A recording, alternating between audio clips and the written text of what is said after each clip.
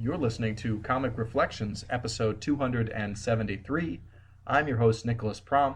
And I'm Jeff Barnhart, a large, slow-moving, empathic swamp monster who surprisingly is a hit with the ladies.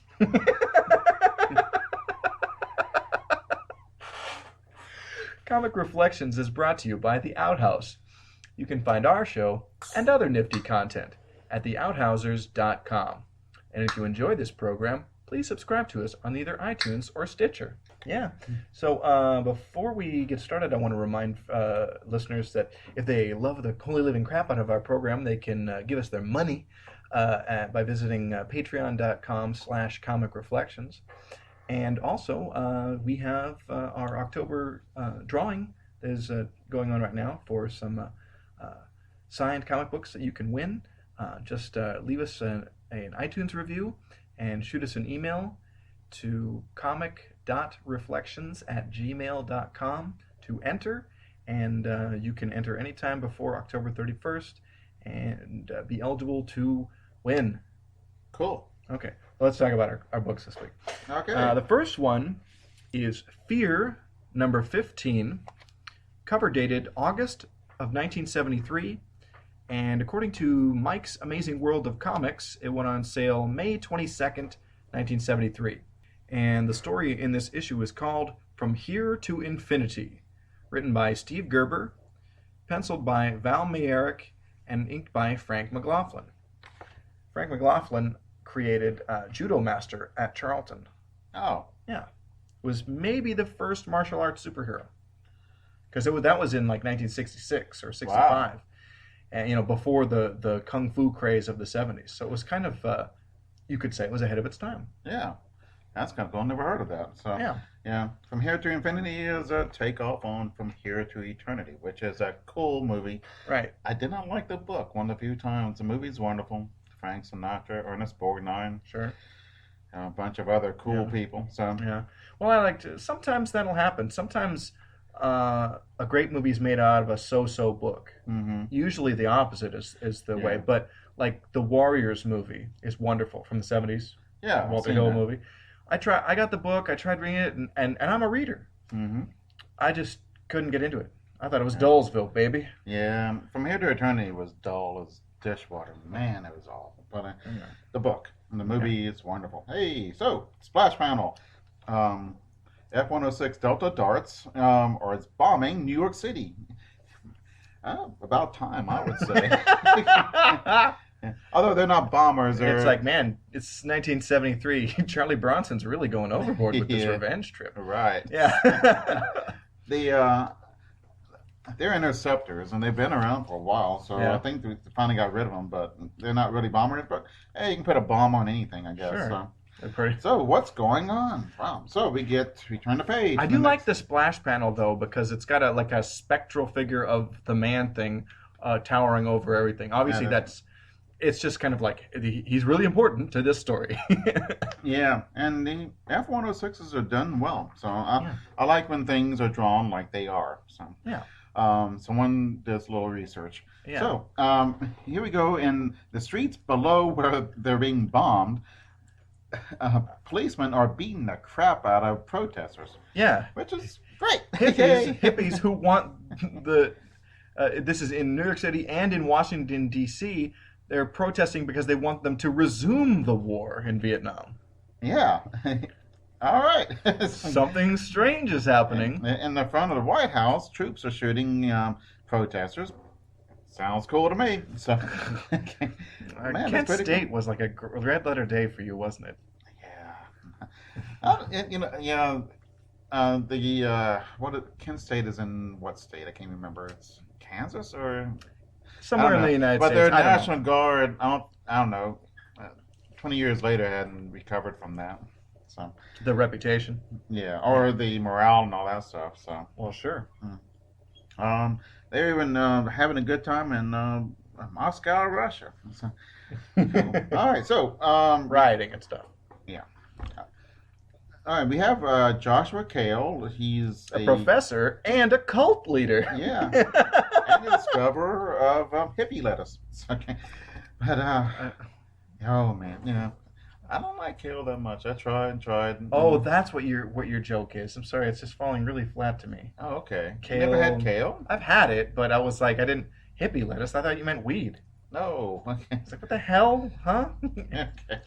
So, But anyway, he has what is that? Niece and nephew. grandchildren. Grandchildren. Jennifer Sorry. and Andy. Yeah, Andy, who gives a crap. He has like he's no importance to this story. Yeah, he But- answers the phone, and that's Wow. yeah. Who's the phone call from?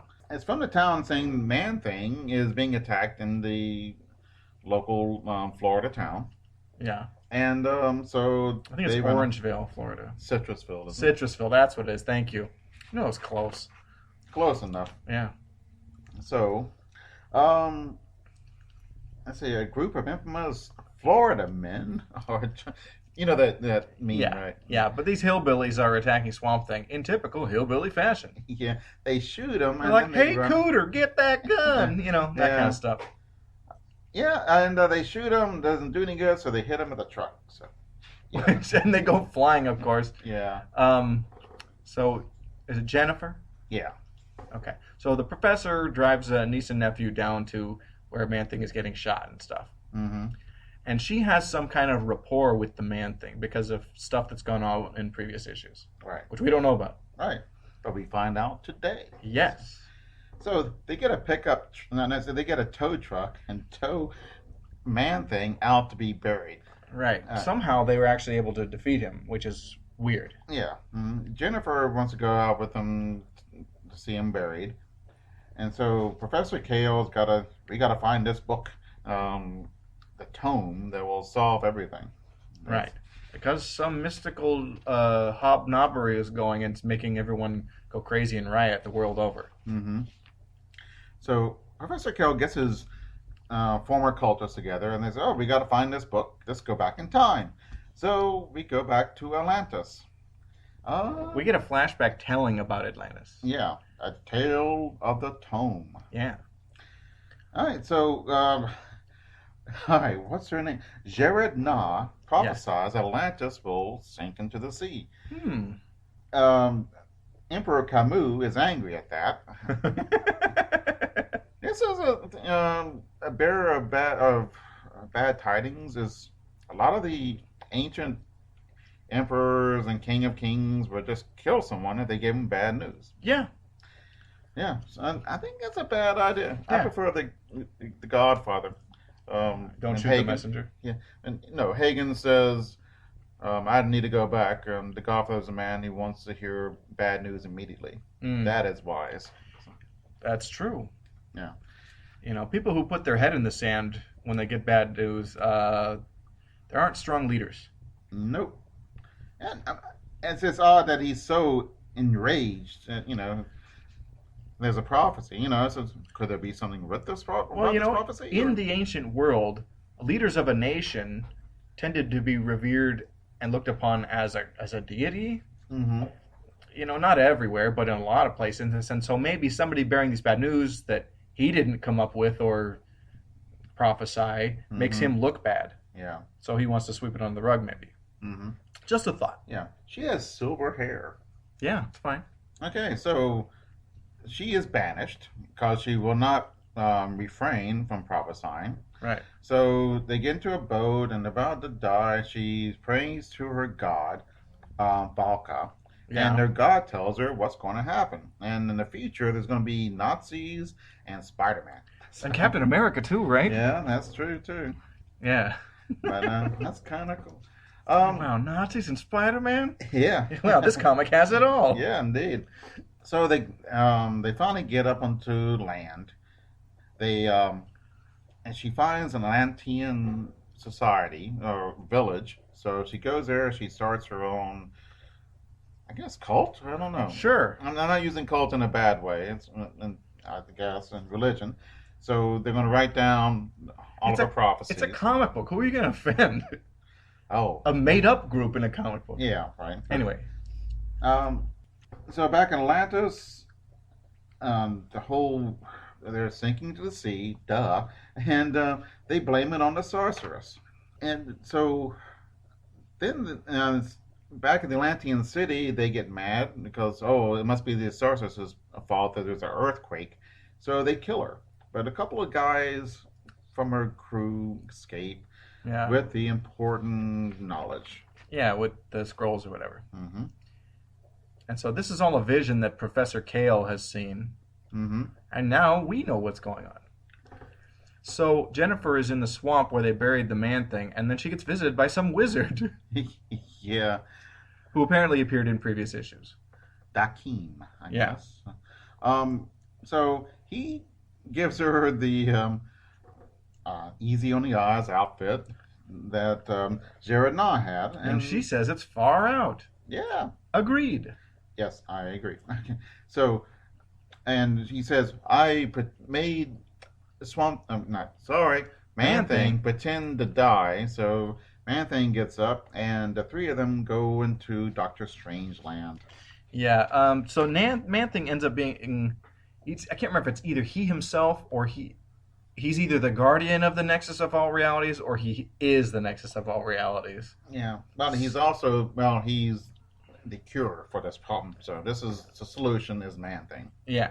So they go into the land of mystical hoodoo. Yeah, and they see there's the book. Yay. So she goes up and grabs it, and a little guy comes out, and he looks friendly enough to me. He's like a little imp. Tiny. Yeah, he's dancing around, which annoys me. It would annoy me in real life if Right. things happen. And he says, let's see, my name is Jop, and hell begins. Oh well. Okay. So he calls this guy Sominus. Yeah. Doesn't sound good. Nope. And they go to hell. And Well, okay. all of her friends and family are being crucified in the X's. Yeah. The Dark Domain is called. Yeah. Oh. Hey, we got a rad house ad that I want to talk about. Mm-hmm. It's the living mummy in appearing in supernatural thrillers. We read like the final issue of that series for the show. I can't remember. Yeah, but anyway, it's like Nataku, the living mummy. I think that's his name. Re-alivifying into the modern world and having adventures. All right. Yeah. Man, he's buff. Yeah. And strong. So, that's pretty cool looking. Yeah. What else? So then there's like a lava monster shows up, and that's Man-Thing ominous. Man-Thing has to fight it to protect Jennifer too, because it's gonna burn her and stuff. Yeah. So Jennifer grabs a book, and just by picking the book up, they're in Florida, which isn't much better. So Sominus follows them in their big fight, and I don't know, Man-Thing takes care of them. The book disappears.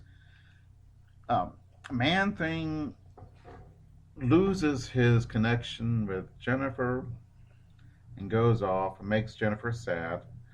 Yeah. And that's it. It's pretty cool. Yeah. So the world is saved from rioting and stuff, and dog poopy magic. Hey, cool house ad for Vampire Tales featuring Morbius, the living vampire. Yeah, he looks cool. Yeah. Yeah. Well, that was a good issue. I Yeah. enjoyed it. Me too. Okay. And this has got to be like the first time you've liked a Man-Thing that we've read. 'Cause Well, I thought it was okay. You hated him before. I mean, to my recollection. Yeah, I mean, I don't really hate. I mean, I had criticism. It's always easier to criticize something. That's true. But this was well drawn. It was an interesting story. Well, It thanks. could be a little bit longer, Yeah. and because that's a lot of stuff happened. And I mean, then- this was at least a two-parter, and we got the last part of it. Mhm. Oh, okay. But yeah. But groovy. So we're going to take a quick promotional break, and when we come back, we'll have more comic books. It's midnight, the podcasting hour. Hello, listeners. It's your friend PJ Frightful. That's PJ as in podcast jockey. And I'm dropping dreadful new episodes every 2 weeks. When the clock strikes midnight, the Podcasting Hour shines a candle on the dark corners of DC Comics. Those supernatural sagas of Swamp Thing, Deadman, The Spectre, and more. The Podcasting Hour. It's a rotating anthology series boasting the terrifying talents of Ryan Daly, Rob Kelly, Paul Hicks, Ben Avery, Doug Zawisza, and other unfortunate souls. Prepare for the unexpected, open a doorway to nightmare, and enter the houses of mystery and secrets. The moon is full, and the dark spirits are rising. For it's midnight, the Podcasting Hour. Coming this Halloween, part of the Fire and Water Podcast Network. Beware.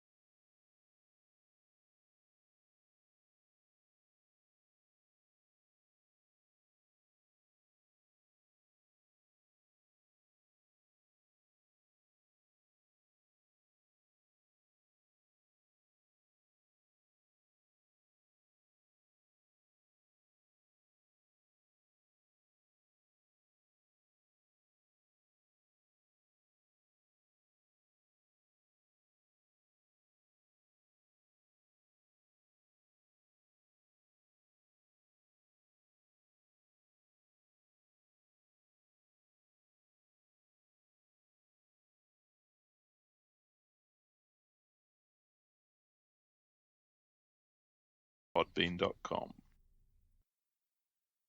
And we're back. And now we're going to talk about Frankenstein number 9 from Marvel Comics. And this was cover dated March of 1974. But according to Mike's Amazing World of Comics, it went on sale December 4th, 1973. And the story in this issue is called One Must Die, written by Gary Friedrich, penciled by John Buscema, and inked by John Verpoorten. Okay. I noticed that the actual title of this comic book series is The Frankenstein Monsters, which is correct for your purist of them. But the in the name is not Frankenstein. Right, but the first bunch of the issues of the series on the cover were called The Monster of Frankenstein, and then I think for the remainder of the series they changed it to the Frankenstein Monster.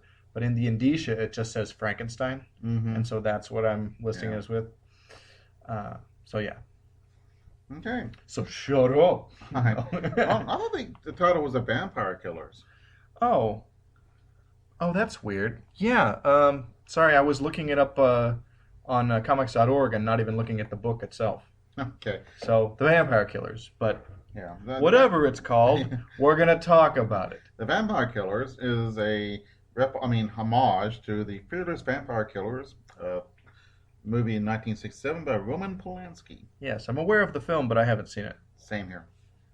All right, so splash panel: Frankenstein's burning, and then they say, "Oh, and Dracula must also die." So, man, I think you've done enough for today.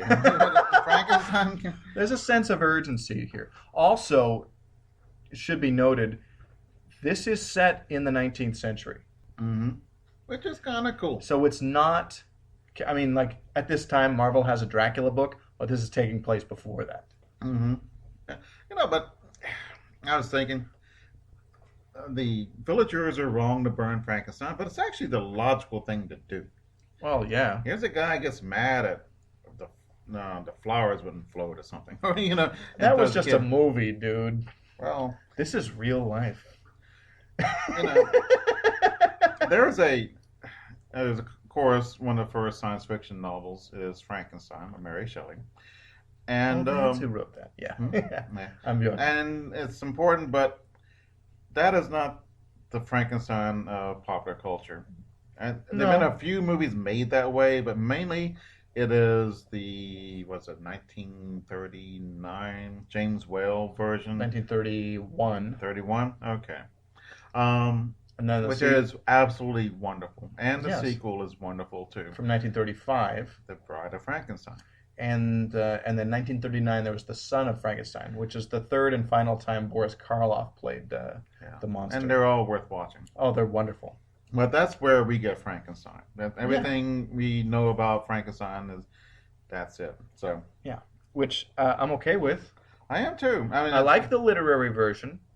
But the movie's better. Here's another time. We just had From Here to Eternity, movie better, and the movie Frankenstein was better than the book. The book is fine, it's great, but the movie is something else. I don't know that I think the movie is better. I think it is more palatable to a general audience. And I think they were able to take it because the first movie kills everybody at the end.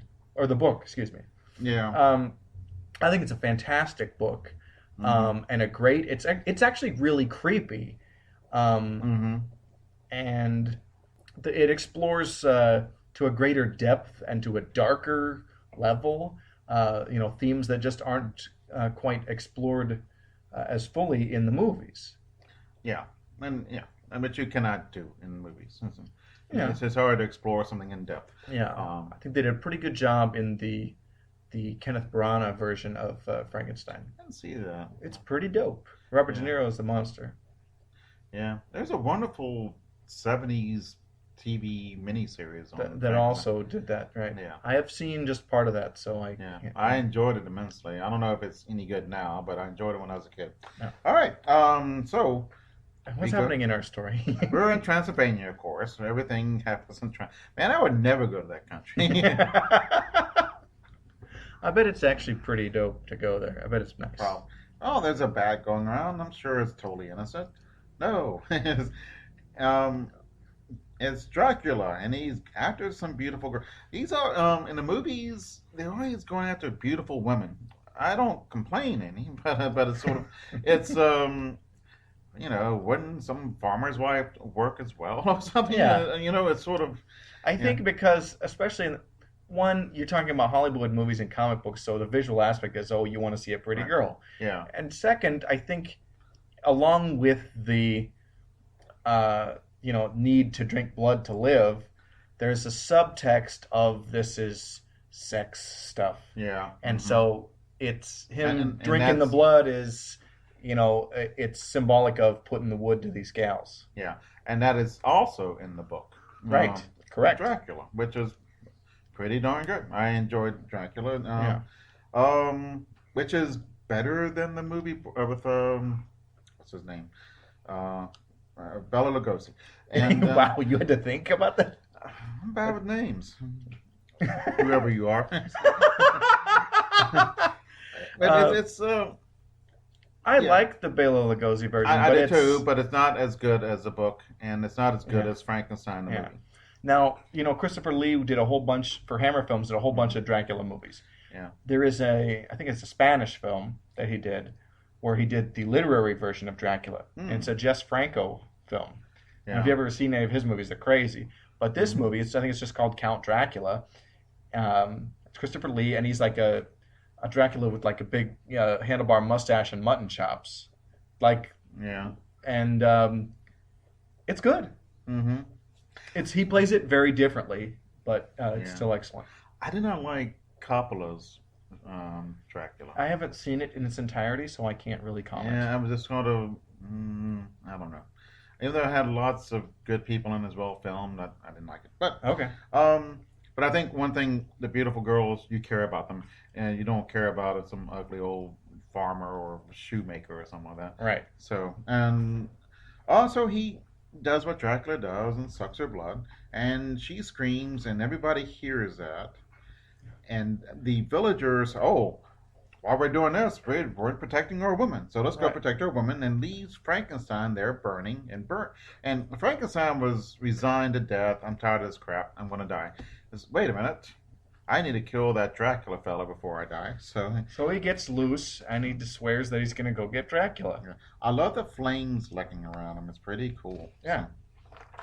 And he's got a white ashen face. And Yeah. okay. Dracula escapes, but he hears him coming, so he escapes, and he gets shot at. But Dracula's hard to kill. Well, he got shot out with a crossbow, but he sees them shooting at him, so he turns into mist and gets away and doesn't get killed. Yeah. Fool, can one breath put out the sun? That's a great line. I Yeah. have to use that at work. So here comes Frankenstein. He sees the villagers. They're really mad at him, and he says, well, I'm going to go kill Dracula. And they says, oh, maybe we're wrong about this Frankenstein fella. So, Yeah. okay. So he goes. And so Dracula goes to a coffin shop. Whatever, undertakers. I guess they make the coffins there as well. Isn't that obvious? You know, well, Dracula, he needs a coffin, so discard all the coffins. Well, here's the thing. He had he had made a lair in a cave, but in the previous issue, the Frankenstein monster destroyed Dracula's coffin. So the village people don't know that he needs a new coffin. Yeah. They don't. I would Also, still don't keep an eye on it because he may have. I don't think they know where his cave is. Yeah, no, I'm saying I'd keep an eye on the coffin people because he's into coffins, man. So Yeah. Okay. So he steals the coffin and kills the coffin maker for no real reason, other than to keep it from knowing that he was there. Yeah, and he's evil. He likes killing guys. Yeah. So the Frankenstein monster returns to Dracula's cave, only to find Carmen, this gypsy, who turned out to be a vampire. Now, the monster had fallen for this girl in the previous issue, and I think at some point she had turned into a vampire by Dracula. Yeah, and I don't know what does this say. Did gypsies go out with anybody or something? I'm not even going to comment on that. Yeah. But she wants to make him a vampire, the monster a vampire, and he's not really into that, and so he loses his vocal cords. She bites into his neck, and he kills her. Yeah, with a stake, and he cries because he felt love. Yeah, you know, people didn't think that he was capable of such emotions, but they were wrong. I've always the thing. All right, in the Dracula books, when you kill them, they look relieved and happy that they're dead. You know, they fight for life or whatever Dracula life there is, and then when you kill them, they look relieved that it's like a curse. And I've always liked that. It was just a nice part of vampires, and so I don't know what that. I think they make excellent dinner guests. Yeah. Okay. I mean, but the whole vampire genre, I don't know. Sure. It is nothing like anything else. I never heard of this. They seem like a deep sigh as the undeath leaves their body. Yeah, and it's mentioned a bunch of times. Yes, I am free from this horrible existence as a vampire. Although as a vampire, they're fighting for life. No. Yeah. But all right. Well, Carmen dies. But she's relieved. And Dracula comes around, just pissed. He's like, "You dare kill a bride of Dracula? Well, I'm going to kill the crap out of you now." Right. So he and the monster fight. Yeah, and it's a pretty good fight. Yeah. And I love John Buscema, and I think he does a great job on Dracula. I'm used to, in the Tomb of Dracula book, Gene Colan drew that, and it's. I like that, but I think John Buscema does a great job here. Yeah, and it's pretty. And the monster looks rad too. Yeah, not bad at all. So they're fighting. It's pretty good fight. Dracula can turn into gas and all kinds of things, and it's pretty well done. Yeah. Let's see. So they fight, and then the monster holds Dracula at bay by making a cross. No. He knocks him out of the cave, and it's sunlight, so that knocks him about Dracula for a loop. And then he makes the cross. Okay. And then he chaps him with a stake. So the only thing he's missing is garlic. Well, and other stuff. Yeah, but that's about it for. Anyway, there's stuff, but yeah, he's very thorough here. Is what we're getting at. But the sunlight and the stake take care of Dracula, and then at the very last panel, his sun's coming up and everything. Vincent Frankenstein shows up. So not Victor Frankenstein, but this is a relative of the monster's creator. It's very interesting. Where will this lead us? Yeah, and man, all right, this big, huge monster is looking for me. Hey, I'm gonna go by myself into a cave where he's at. This isn't the guy who created the monster. How do you know he's looking for him? Good morning. I understand you've been looking for me. Oh, I forgot about that part. Okay. Shut up, you. Yeah, so I don't know. I would have an army with me or something, and I'd be well armed. Well, but it creates dramatic, tension and stuff. Watch, he'll try to kill him at first, and then be like, "Look, but I can offer you something." And so interesting stuff. Yeah. So we have a backup story in this issue, and it's called Seeing Eye. Now this is a reprint from Uncanny Tales number 22, which came out way back in July of 1954. Writer on this story unknown, but it was drawn by Chuck Winter. It was unknown to me. I love some of these faces are wonderful. Yeah. And the splash panel, you see the criminal. He's looking at a mansion, and I don't know. It's just well drawn. Yeah. All right. So, a crook is checking out this mansion. He's in the rich part of town. He's trying to case a joint to steal. And he sees this blind guy coming out with a dog, and says, well, blind guys are easy to steal from. So correct. And then he's thinking, he can't go in. If he waits while the blind guy's out and he goes in, there's going to be a bunch of servants there because he's blind. He's going to have servants because he's rich. So I know, I'll steal the dog. Okay. Yeah. It's not a terrible plan.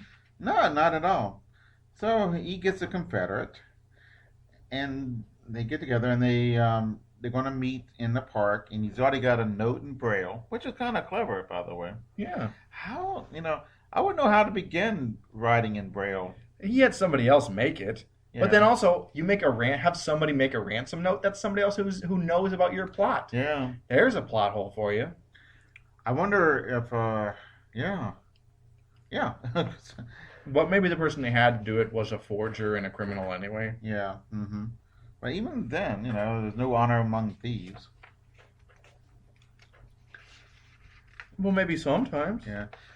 Yeah, maybe too. Yeah. So they're waiting on the guy. Interesting picture of someone's shoe. I don't know why, but it's just, it's kind of dramatic. It's a strange angle to show. They're showing the guy going on his walk, and they focus on the shoe, which is kind of wild. Yeah, and it's not bad. So they're waiting on him, and then, we want your dog and all this. And the guy, the blind guy says, go after that guy on the left and then attack the guy on the right. And says, but you can't see. And the dog kills him. Because here's the irony, the O. Henry moment. The dog is actually a blind, retired werewolf. And the guy is his seeing eye man. Wow. So, and, the irony. Yeah, I'm like, meh. Yeah, sort of. I've read better. Yeah. But it's okay, It was well drawn. I do like the last thing where you see the haunted, empty eyes of the werewolf. Yeah. Although I'm never really crazy about werewolf stories where the werewolf is just like a dog. It's not humanoid. Yeah. But in this story, you kind of needed it, otherwise it wouldn't work. We do have a cool house ad on this very last page here for Dracula and Werewolf by Night. Oh, I see. They're both. It's an issue of Tomb of Dracula and an issue by Werewolf by Night where these two characters meet and cross over. Well, that's fun. Yeah. And then think about that. At the same time, in these two issues of Frankenstein, Dracula is also showing up. Yeah, that is kind of cool. Man, Dracula, he's everywhere. Yeah, and he's got a babe. He tends to. Yeah, indeed. Yeah, and this werewolf is man form, so you ought to like that. Yeah, I like the Werewolf by Night. It's a fun book. Mm-hmm. Well, that's cool. Yeah. Not bad at all. I enjoyed these. Yay. Yeah. All right. Did you have anything else, Jeff? All right. Comic Reflections is recorded in Portland, Oregon, and produced by Sean Roof. Until next time. We'll see you in the funny pages. Stop and listen! Stop and listen to me! Listen! Listen! Listen to me! They're not human! Everyone! They're here already! You're next! November 4th, 1988. Earth is invaded by an alien alliance composed of several species, including the Dominators, the Kuns, the Tanagarians, and the Durlans. And they want our superheroes. Even though Australia has been decimated, the United Nations response is unequivocal. Drop dead. First Strike, the Invasion podcast, takes you back to that moment in time and covers the entire Invasion DC Comics crossover. Issue by issue, tie-in by tie-in. Join Bass and Siskoid at fireandwaterpodcast.com or on iTunes. First Strike, the Invasion podcast, a proud member of the Fire and Water Podcast Network. Remember, Melbourne.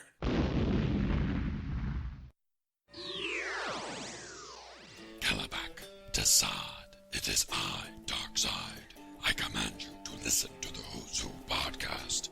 Uncover the powers and weaknesses of the Super Friends so that I may destroy them. Aquaman and Superman, Animal Man and Plastic Man, Firestorm and Nuclear Man, Batman and Hawkman, 2D Man and Hour Man. Who are all these people, man? They're all part of the DC Who's Who. Ultra Boy and Booster Gold, Lightning Lass and Hippolyta, Phantom Stranger, Etrick and Arizia and Woozy Winks. Hey. What? What about that one guy? What guy? Mr. Pretzel, Mr. Lipstick, Mr. Mitzelfuzzle? Mr. Mitzi's Pitlick? Yeah, him. He's also part of the DC Who's Who. Who's Who, the definitive podcast of the DC Universe. Available monthly at Aquaman Shrine, Firestorm Fan, and on iTunes and Stitcher as part of the Fire and Water Podcast.